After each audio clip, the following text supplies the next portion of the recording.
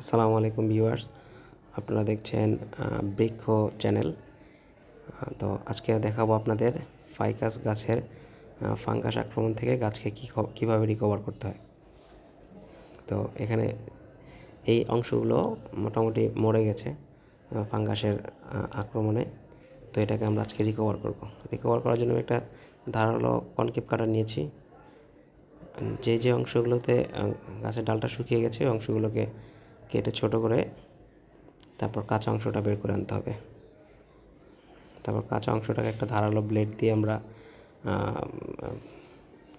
এটাকে পরিষ্কার করে নিব। ডালের ভিতরে একটা কালো অংশ দেখা যাচ্ছে, ওই কালো অংশটা যতক্ষণ পর্যন্ত ভ্যানিশ না হবে ততক্ষণ পর্যন্ত আমাকে কাটতে হবে। ওই ছোটো কালো অংশটাই ফাঙ্গাসের একটা কী বলে সূচনা, ওইখান থেকেই শুরু, আর ওটা আস্তে আস্তে ছড়ায় গাছটাকে খেয়ে ফেলবে। তো যার কারণে যেই পর্যন্ত ইসে না যায় আমরা এটাকে কাটতে থাকবো। তো কাটার সময় খেয়াল রাখবো পাশে যে ব্রাঞ্চগুলো আছে ওগুলোতে যেন আঘাত না লাগে, সেক্ষেত্রে ব্রাঞ্চগুলো ভেঙে যাওয়ার বা ড্যামেজ হওয়ার চান্স থাকে। একটু সাবধানে আমরা সাবধানতার সাথে এটাকে আমরা কাটার চেষ্টা করব।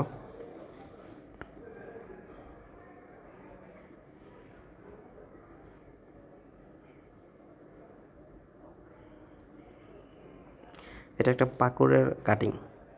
এটাকে একটা বনসাই করার জন্য আমি গত বছর লাগিয়েছিলাম। তো এক বছরে মাশাআল্লাহ ভালোই গ্রোথ হয়েছিল। আমি একটা হার্ড প্রুনিং করার পরে গাছটা একটা ট্রেস পায়, যার কারণে আর রিকভার হয় নাই, তখন আস্তে আস্তে আর কি শুকায় যেতে থাকে। তো এটাকে আমি রিকভার করবো ইনশাল্লাহ, যেভাবে হোক এটাকে রিকভার করব। ছুরিটা আপনারা একটু ধারালো নেবেন, বা বাজারে নাইফ কিনতে পাওয়া যায় এরকম শার্প। আর অবশ্যই ছুরিটাকে জীবাণুমুক্ত করে নিয়ে তারপর এই কাজগুলো করতে হবে। সেক্ষেত্রে গাছের সেকেন্ড টাইম ফাঙ্গাস আক্রমণের চান্সটা একেবারে কমে যাবে।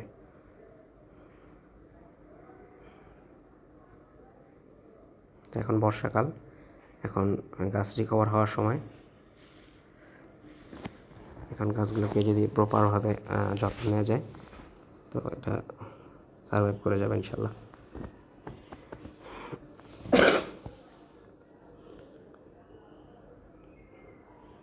যে ড্যামেজ অংশগুলো ওগুলোকে সুন্দর করে চেঁচে সমান করে দিয়ে তারপর এটার উপর আমরা ফাঙ্গিসাইড অ্যাপ্লাই করব।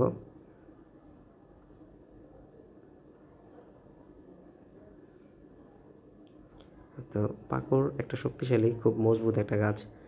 এটা সহজে মরে না, অল্প মাটিতে বাঁচানো যায়, অল্প খাবারে বেঁচে থাকে। আর খুব সহজলভ্য খাবার দিয়ে আপনারা পাকুড় বাঁচায় রাখতে পারবেন। আর পাকুড় সহজে মরে না। পাকুড়ে ফাঙ্গাস আক্রমণ হলেও এক অংশ মারা গেলে অন্য অংশ থেকে আবার হিল শুরু করে। তো যাই হোক, তারপর আমি চেষ্টা করবো এটাকে শেপে রাখার জন্য। তো আমার কয়েকটা ব্রাঞ্চ কেটে ফেলে দিতে হবে, যেগুলো আমার প্রয়োজন নেই। এগুলো কেটে কেটে আমি ছোটো করে তারপর এটাকে একটা শেপ করে রাখবো। গাছটা একটু দুর্বল, শক্তি কম, এটা শক্তি আসতে বা প্রপার খাবার নিতে একটু সময় লাগবে। তো খাবার নেওয়া শুরু করেছে। আমি একটা ভুল করেছিলাম, 1 বছরের শিকড় এটাকে হার্ড প্রুনিং করা ঠিক হয় না। আমি শিকড়ের একটা হার্ড প্রুনিং করেছিলাম, যার কারণে গাছটা গ্রোথ নিতে গিয়ে একটু সমস্যা পড়তেছে। গ্রোথ খুবই কম, এটা পাতাগুলো খুবই নড়বড়ে। তো ঠিক হয়ে যাবে আশা করি। আমরা এই ফাঙ্গাসটাকে এখান থেকে সরাতে পারলেই আশা করি গাছটা রিকভার হয়ে যাবে। আর সবচাইতে বড় কথা, সৃষ্টিকর্তার সৃষ্টি, সে চাইলেই বেঁচে থাকবে, আমরা চাইলে কিছুই হবে না। আমরা জাস্ট চেষ্টা করে যাব যাতে মানে সুন্দর মতো হয়, সুন্দর মতো থাকে, আমাদের হাতে থাকে, আমাদের সাথে থাকে। একটা মানে 1 বছর 2 বছর বা 5 বছর পেলে বড় করা একটা গাছ যদি যত্নের অভাবে মারা যায় তখন কী কষ্টটা হয়, এটা একমাত্র বাগানি সেই বলতে পারবে।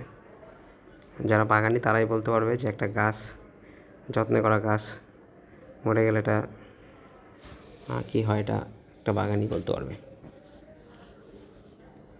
তো যাই হোক, আমার আমি একা মানুষ, ক্যামেরা ধরার কেউ নাই, তার কারণে আমার কাজ আমাকেই করতে হয়। তো আমি ফাঙ্গিসাইডের বোতলটা কোথায় রেখেছি আমি খুঁজতেছি। এটা তো আমার সামনেই ছিল। যাই হোক, এখন আমরা এটাকে সুন্দর করে ব্লেড দিয়ে চেঁচে ফাঙ্গিসাইড লাগিয়ে দিব।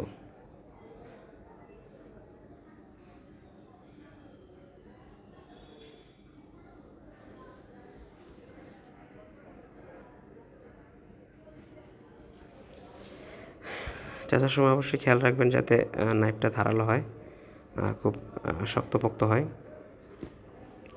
নাইফটা ধারালো না হলে আপনার গাছটা কোথাও থেতলে থাকলে ওখান থেকে ব্যাকটেরিয়া আক্রমণ হতে পারে, তখন এটা একটা বড় আকার রূপ ধারণ করতে পারে, যেটা আপনার গাছের জন্য ক্ষতিকর। তো দেখতে থাকেন, পুরো কাজটা আমি সুন্দর করে আপনাদের দেখাচ্ছি।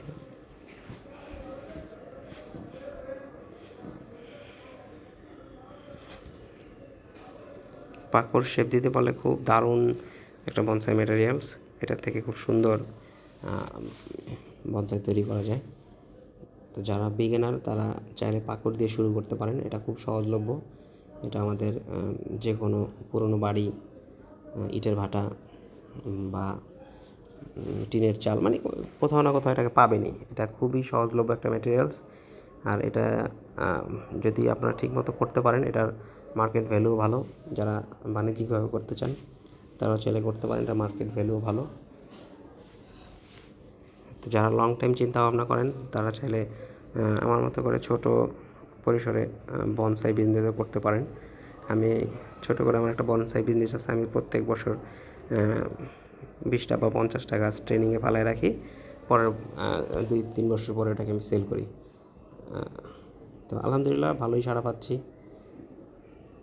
সবার কাছ থেকে ভালো একটা সাড়া পাচ্ছি।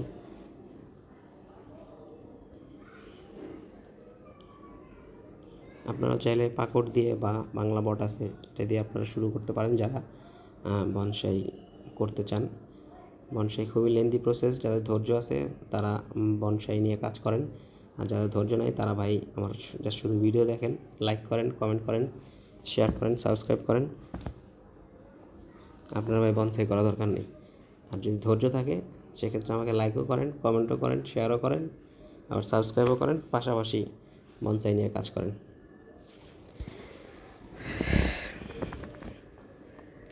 এটা খুবই একটি জটিল এবং লেন্দি প্রক্রিয়া, আপনাকে অনেক ধৈর্য, অনেক সময় নিয়ে এটাকে আপনাকে কাজ করতে হবে। তো সেক্ষেত্রে আপনার বোরিংনেসটা কাটানোর জন্য আপনি একাধিক গাছ নিয়ে কাজ করবেন। যেমন আমি যখন বনসাই আমার প্যাশন হিসেবে আমি বুঝতে পারি যে এটা আমার খুব ভালো লাগে, তখন আমি একটা দুইটা করে প্রতিদিন একটা দুইটা করে গাছ, সপ্তাহে একটা দুইটা করে এভাবে করে আস্তে আস্তে আস্তে আস্তে বাড়াই।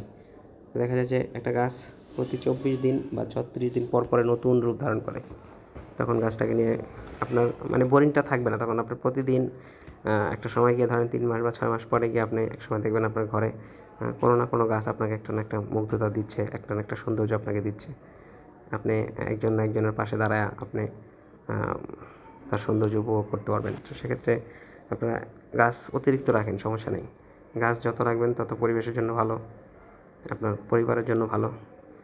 আপনি একটা বারান্দায় আপনার কিছু গাছ থাকলে আপনার একটা বিশুদ্ধ বাতাস আপনার ঘরে প্রতিদিন প্রবাহিত হবে, আপনার বাচ্চারা ভালো থাকবে, সুস্থ থাকবে। গাছদের সাথে বাচ্চাদের পরিচয় করিয়ে দিন, বাচ্চারা চিনুক, জানুক এটা কী গাছ, এটা কীভাবে বাঁচে, কীভাবে সারভাইভ করে, সব কিছু বাচ্চাদের সাথে শেয়ার করেন। আমি গাছটাকে এক পাশে কাত করে একটু কেটে দিলাম যাতে গাছটা হিল হতে সহজ হয়, আর উপরের ডালের কিছু অংশ রেখে দিলাম এটাকে দেখার জন্য যেটা সারভাইভ করে যায় কিনা।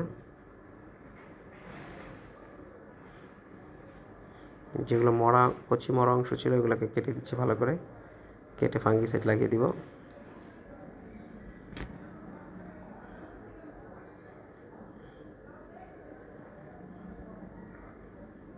এটা খুব সুন্দর একটা শেপ নিয়ে বেড়ে উঠছিল। আমি একাধিক প্রুনিং করার পরে, মানে নির্ধারিত সময়ের আগেই প্রুনিং করার পরে গাছটার পাতার শক্তিটা একটু কমে গেছে, যার কারণে এটা একটু সময় লাগবে। আমি নিচে পর্যাপ্ত পরিমাণে খাবার দিয়ে রেখেছি, এটা আশা করি মাস 2-1-এর মধ্যে রিকভার করবে।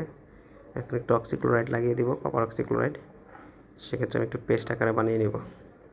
একটু পানি দিয়ে সামান্য ব্রাশের মাথায় পাউডার লাগিয়ে পেস্ট আকারে বানিয়ে নেব।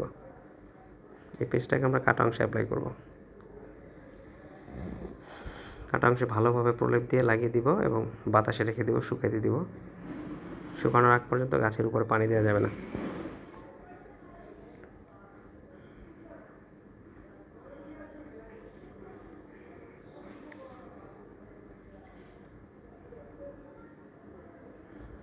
আরেকটা তথ্য দিয়ে রাখি, ফাইকাস জাতীয় গাছে এক ধরনের ছোটো ছোটো সাদা পরজীবী জন্ম নেয়। ওইটা 1-2টা থাকলে আপনারা ওটাকে মারবেন না। ওটা থেকে এক ধরনের ব্যাকটেরিয়া গাছের অ্যান্টিবডি তৈরি করে। ওইটা 1-2টা থাকলে রেখে দিবেন। যদি অতিরিক্ত হয় সেক্ষেত্রে কিছু ফেলে দিবেন বা মেরে দিবেন। ভিডিও ভালো লাগলে অবশ্যই লাইক, কমেন্ট এবং শেয়ার করে দিবেন।